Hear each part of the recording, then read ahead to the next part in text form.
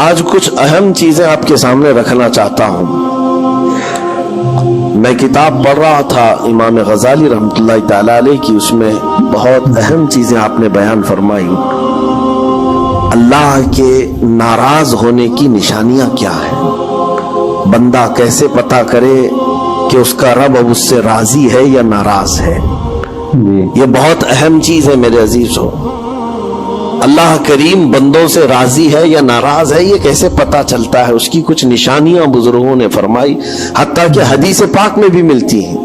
رسول کریم صلی اللہ علیہ وسلم سے بھی پوچھا گیا، اور پھر مولا علی کرم اللہ وجہہ الکریم کے اقوال بھی ہیں۔ آج ہمیں ان چیزوں کی طرف خاص نظر کرنے کی ضرورت ہے۔ اگر وہ چیزیں پتہ چل جائے تو ہو سکتا ہے انسان اپنے آپ کی اصلاح کر لے اور اس میدان سے نکل آئے، کیونکہ غفلت میں کبھی ایسا ہوتا ہے کہ اسے لگ رہا ہے میں جو چل رہا ہوں صحیح چل رہا ہوں، سب تو ٹھیک ٹھاک ہے، لیکن بسا اوقات ایسا ہوتا ہے کہ وہ اتنے غلط راستے پر ہے کہ رب تعالیٰ کی ناراضگی اس کے ساتھ ہے۔ حدیث پاک میں اگر پوچھا گیا تو حدیث میں ایک لفظ سب سے زیادہ ہے، کئی حدیثیں ہیں۔ ابن ابی دنیا میں یہ حدیث منقول ہے، حضور پاک صلی اللہ علیہ وسلم نے فرمایا، اللہ کے ناراض ہونے کی سب سے بڑی نشانی یہ ہے کہ جب تم میں سے سب سے برے لوگوں کو تم پر وہ حاکم بنا دے تو سمجھ لو کہ اللہ قوم سے ناراض ہے۔ بے شک برے لوگ، آج تو یہ تو لوگوں میں زبان زد ہو گیا ہے جملہ کہ حاکم جو ہوتے ہیں وہ گنڈے ہوتے ہیں، موالی ہوتے ہیں، جو سیاست میں جاتے حکومت کرتے ہیں وہ سب کے سب چھٹے ہوئے بدماشوں میں سے آتے ہیں۔ ایک طرح سے لوگوں میں ایک بات مشہور ہے، اور اس کو تو اب نارملی لیا جا رہا ہے۔ کوئی اچھا آدمی جاتا بھی ہے تو اس کو پوچھا جاتا ہے تجھے کیا ہو گیا کہ تو اس میدان میں آ گیا؟ حالانکہ یہ میدان اتنا بدنام ہوا ہے تو اس کو آپ نارملی نہ لیں، بلکہ رسول پاک صلی اللہ علیہ وسلم فرماتے اللہ کے ناراض ہونے کی یہ نشانی ہے۔ اور دوسری نشانی فرمایا کہ جب اللہ کریم ناراض ہوتا ہے تو بارشوں کو روک لیتا ہے، بے موسم بارش آنے لگتی ہے۔ اگر بغیر موسم کے الگ الگ انداز سے بارشیں آنے لگ جائیں تو سمجھ لو کہ رب تبارک و تعالیٰ کی غضب کی نشانی ہے اور اس کی ناراضگی کی نشانی۔ پھر تیسری چیز اسی حدیث میں یہ فرمایا گیا کہ رب تبارک و تعالیٰ لوگوں کے رزق سے برکت ختم کر دیتا ہے، اس کی ناراضگی کی یہ نشانی ہے۔ اب برکت ختم ہونے کے طریقے بہت سارے ہیں، اب اس کو میں آپ کو بتاتا ہوں، لیکن مجھے جو بات بہت اہم لگی اور دل پر لگی، مولا علی کرم اللہ وجہہ الکریم ایک بار بیٹھے ہوئے تھے، تسبیح پڑھ رہے تھے، ایک شخص آیا اور بہت بپھرا ہوا تھا، پریشان حال تھا، دروازہ کھٹکھٹایا، اندر آیا، مولا علی کرم اللہ وجہہ الکریم نے پوچھا کیا بات ہے، کیوں اتنا پریشان ہے؟ کہا کہ میں لٹ گیا، اتنا برباد ہو گیا ہوں، میں کیا کروں، مجھے کچھ سمجھ میں نہیں آتا۔ یہ کئی لوگوں کی زندگی میں چلتی ہوئی بات میں آپ کے سامنے رکھ رہا ہوں۔ آج سے 14 صدی پہلے یہی سیم مسئلہ لے کر کے آیا جو آج بہتوں کے ساتھ یہ چل رہا ہے۔ پوچھا آپ نے کیا ہوا ہے؟ کہا اچھا خاصا میرا بزنس چلتا تھا، اچانک رک گیا، اچھی خاصی تجارت تھی، مال بہت آتا تھا، سب اچانک بند ہو گیا۔ اب تو پوزیشن یہ حال یہ ہے کہ جس چیز میں ہاتھ لگاتا ہوں نقصان ہی ہوتا ہے۔ اور اس نے یہ بھی کہا کہ اگر میں سونے کو بھی ہاتھ لگاؤں تو ایسا لگتا ہے مٹی بن جائے گی، ساری چیزیں ختم ہو گئی ہیں۔ وہ رویا جا رہا تھا اور کہا کہ مجھے اس کا سبب نہیں پتا ہے، کیا ہو رہا ہے کیا نہیں ہے۔ مولا علی کرم اللہ وجہہ الکریم نے ایک ہی چیز فرمایا، کہا کہ میں تیری سبب کو پہچان لیا، یہ جو چیزیں ہو رہی ہیں تیرے ساتھ میں تیرے سبب کو پہچان لیا۔ کہا کیا ہے؟ کہا کہ رب تبارک و تعالیٰ تجھ سے ناراض ہے ان گناہوں کی وجہ سے جو تو جان بوجھ کر کنٹینیو کرتا ہے، روزانہ جاری رکھا ہوا ہے۔ میرے عزیزوں، لوگوں کے ہاں آج یہ سب چیزیں ہیں، لیکن وہ اس چیز کی طرف نہیں آتے کہ کون سے گناہ ان کے ساتھ چل رہے ہیں۔ جب بندہ گناہوں پر مصر ہو جاتا ہے، اصرار کا مطلب کنٹینیو کر رہا ہے، تو یہ نشانی ہے. خاص طور پر مولا علی کرم اللہ وجہہ الکریم نے فرمایا کہ اس کا رب اس سے ناراض ہے. اللہ ناراض ہے, اس کو توبہ کی توفیق نہیں مل رہی ہے, اس کو باز آنے کا موقع نہیں مل رہا ہے. اس نے پوچھا کہ میں کیسے پتہ کروں کہ کون سے گناہ چل رہے ہیں اور کن گناہوں کی وجہ سے میرے رزق کی برکت ختم ہو رہی ہے. حضرت مولا علی کرم اللہ وجہہ الکریم نے فرمایا کہ تجھے پتہ ہے, احساس کرنا ہوگا, احتساب کرنا ہوگا. کچھ چیزیں ایسی ہیں جن کو تو روز کر رہا ہے. اگر فجر کی نماز کے لیے نہیں اٹھتا ہے, نماز نہیں ہوتی ہے تیری, تو یہ تو گناہ کبیرہ ہے. گناہ کبیرہ ہے, یہ زنا سے بڑھ کر کے گناہ ہے نماز کا ترک کرنا. تو یہ اگر تیری زندگی میں کنٹینیو جاری ہے تو گویا کہ تو حرام پر حرام, کبیرہ پر کبیرہ کرتا ہوا اس قدر اصرار کرتا جا رہا ہے, تو تیرے رزق کی برکت کہاں رہے گی؟ ختم ہو جائے گی. تیرے دل کے اندر اللہ تعالیٰ نے سختی پیدا کر دی ہے. میرے عزیزو, آج کے حالات میں اگر کوئی اس طرح کا معاملہ لے کر کے آئے, بابا کے پاس فوراً بھاگے گا کہ میرے روزی پر کسی نے بندش کر دی ہے, روک لگا دی ہے, کسی نے جادو ٹونا کر دیا ہے. اس کو اپنی فکر نہیں ہے کہ اس کے عمل کیا ہے, لیکن باباؤں کے پاس جانا ہے, کسی مولانا کے پاس جانا ہے, کسی عامل کے پاس جانا ہے. دکان میں اچھی تجارت چل رہی تھی, اچانک بند ہو گیا, اور بابا بھی یہ نہیں کہتے کہ توبہ کر لے تو صحیح ہو جائے گا. نہیں, وہ اس کے رشتہ داروں میں سے کسی نے بڑا کچھ کر دیا ہے, اس کو یہی سجیسٹ کیا جائے گا.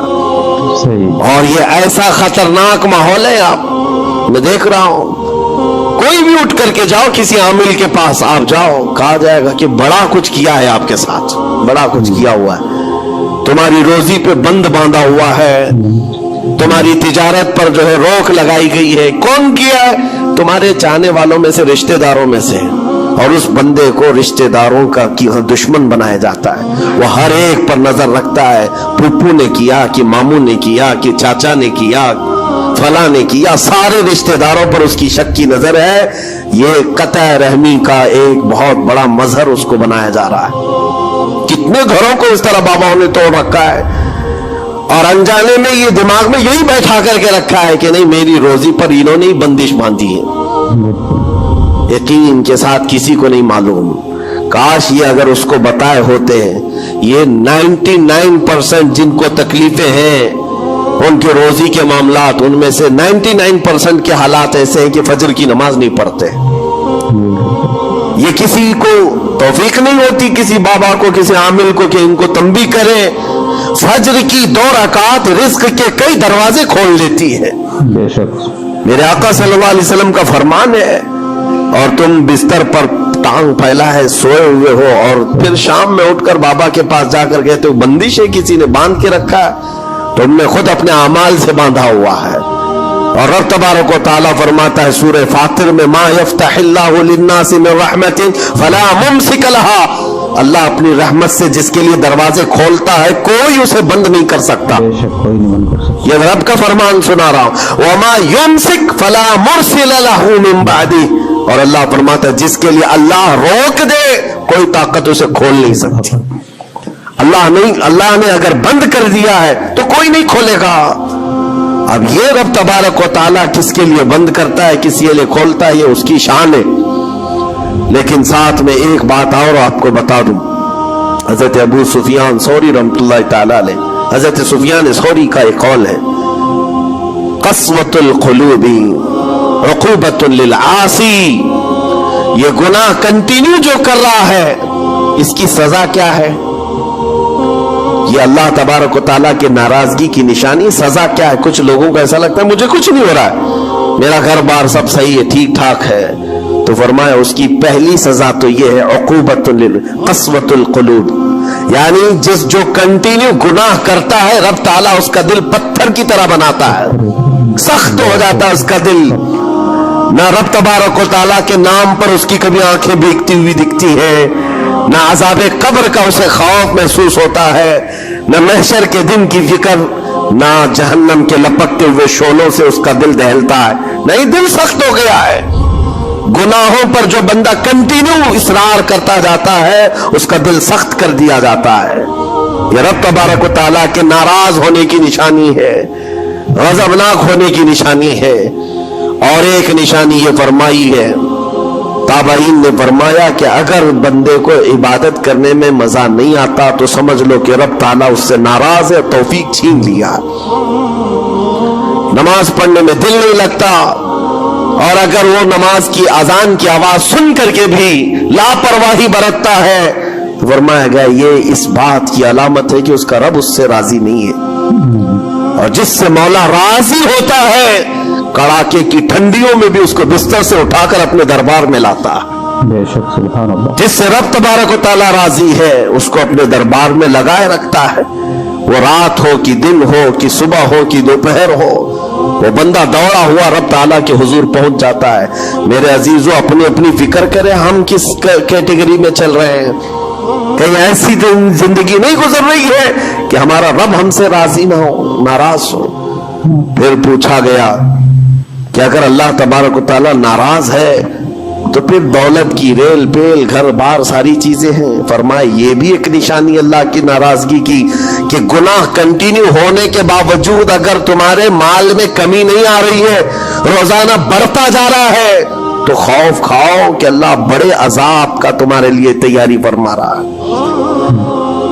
آخرت میں تمہارا کوئی حصہ نہیں ہوگا، سب کچھ دنیا میں دے دیا جائے گا اور تمہارے لیے بڑے عذاب کی تیاری ہو رہی ہے۔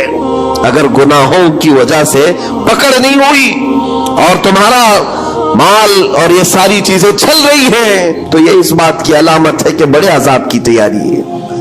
عزیزان گرامی وقار، کوئی اس بات کے لیے خوشحال ہو کر کے نہ رہ جائے کہ میرا تو کچھ نہیں ہے، سب کچھ اچھا چل رہا ہے، گناہ بھی کر رہا ہوں، جھوٹ بھی بول رہا ہوں، نعوذ باللہ من ذالک، آنکھیں بھی بدکاری کر رہی ہیں، کچھ تو زنا میں بھی ہیں، کچھ ڈکیت میں بھی ہیں، چوری میں ہیں، پتہ نہیں کیسی کیسی بلاؤں میں مبتلا ہیں، لیکن ان کا حال یہ ہے کہ نہیں ٹھیک ہے، دولت کی ریل پیل سب اچھا خاصا ہے، مال سب کچھ فراوانی ہے، تو یہ مت سمجھنا۔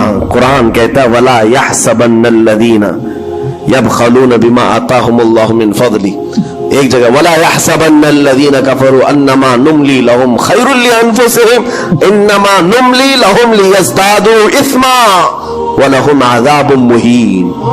اللہ فرماتا ہے جو لوگ ہم سے دور ہو رہے ہیں وہ یہ مت سمجھیں کہ اللہ تعالیٰ کے بارگاہ میں وہ اچھا کر رہے ہیں، بلکہ رب تعالیٰ فرماتا ہے انما نملی لہم، ہم ان کو ڈھیل اس لیے دے رہے تاکہ وہ اور گناہ کر لیں، لیزدادوا اسما، اور گناہ کر لیں، پھر ایک دن اچانک دردناک ذلت والا عذاب ہوگا، ذلت والا عذاب ہوگا۔ قرآن پاک میں رب تعالیٰ فرماتا ہے وَلَا تَكُونُوا كَالَّذِينَ نَسُوا اللَّهَ فَأَنسَاهُمْ أَنفُسَهُمْ، تم ان لوگوں کی طرح مت ہونا جو اللہ کو بھول گئے، جو عبادت سے دور ہوتا ہے، یہ اللہ کے غضب کی نشانی ہے، اللہ اس سے ناراض ہے۔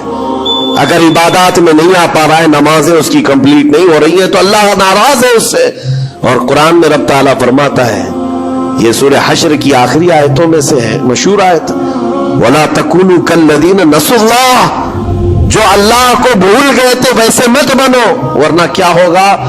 رب فرماتا فَأَنسَاهُمْ أَنفُسَهُمْ، اللہ ان کو خود اپنے آپ کو بھلا دے گا، یعنی تمہیں ایسا بنا دیا جائے گا کہ تم کو خود یاد نہیں ہوگا تم کون ہو، بھول جاؤ گے۔ قیامت کے دن بھی ایسے بہت ہوں گے جن کو خود پتا نہیں ہوگا کہ کیا تھے، بلکہ مرنے کے وقت بھی کئی لوگ اپنا نام تک بھول جاتے ہیں۔ ان سے پوچھا جائے، اسی لیے تو کلمہ پڑھنے کی تلقین کی جاتی ہے کہ آپ وہاں بیٹھ کر کے کلمہ پڑھتے رہو، ورنہ وہ بھولتا چلا جائے گا، بھولتا چلا جائے گا۔ ایسی کیفیت میں آتا ہے بندہ کہ وہ خود اپنے آپ کو بھول جاتا ہے۔ اور رب تعالیٰ فرماتا ہے کہ جن لوگوں نے اللہ کو بھلا دیا، اللہ ان کو بھلا دے گا خود کا، ان کی ذات ایسی بن جائے گی کہ وہ خود اپنے آپ کو بھول چکے ہوں گے۔ عزیزان گرامی وقار، جو نشانیاں بتائی گئی ہیں ان کو چن چن کر کے دیکھو، کہیں میری زندگی میں آ تو نہیں گئی۔ دل کا سخت ہونا یہ بہت بڑی علامت ہے، اور دل سخت ہے یہ کیسے پتا چلے؟ فرمایا گیا کہ مسجد میں اگر زیادہ دیر بیٹھنے کی خواہش نہیں ہوتی ہے تو دل کالا ہے، اگر قرآن پڑھنے میں دل نہیں لگتا ہے تو دل سخت ہو چکا ہے۔ اٹھاؤ قرآن ہاتھ میں، دیکھو کتنی دیر پڑھ سکتے ہو، اور موبائل کو گھنٹوں چلا سکتے ہو. موبائل کی اسکرین پر تم آنکھیں جمائے بیٹھے رہتے ہو، جبکہ اسی موبائل میں قرآن بھی ہے لیکن وہ کھلتا نہیں ہے. اور قرآن اگر نہیں کھل پا رہا ہے تم سے اور صفحہ دو صفحہ نہیں پڑھ پا رہے ہو تو تمہارا دل کالا ہو چکا ہے، دل سخت ہے. یہ 3 علامتیں تو مشہور ہیں. فرمائی گئی کہ اور تیسری بات یہ ہے کہ تمہارے جیب میں پیسے ہو اور کوئی سائل اور فقیر آیا اور تم اس کے لیے صدقہ نہیں کر پا رہے ہو تو دل تمہارا پتھر ہو چکا ہے. یہ دل کے سختی کی علامت ہے. اور قسوۃ القلوب عقوبۃ للعاصی، یہ کہا گیا ہے دل کا سخت ہونا یہ تو رب کی طرف سے بہت بڑی سزا ہے، بہت بڑی سزا ہے. گنہگار کی سزا یہاں سے شروع ہوتی ہے. اور پھر آپ کو ایسا لگ رہا ہوگا کہ دل سخت ہو گیا ہے تو کیا ہوگا، اس کو ہلکے میں نہ لیں، ہلکے میں نہ لیں. فرمایا گیا کہ جب دل سخت ہو جاتا ہے تو بندہ کفر تک بھی جا سکتا ہے، کفر تک بھی جا سکتا ہے. دل کی سختی اس کو کفر بھی لے جاتی ہے.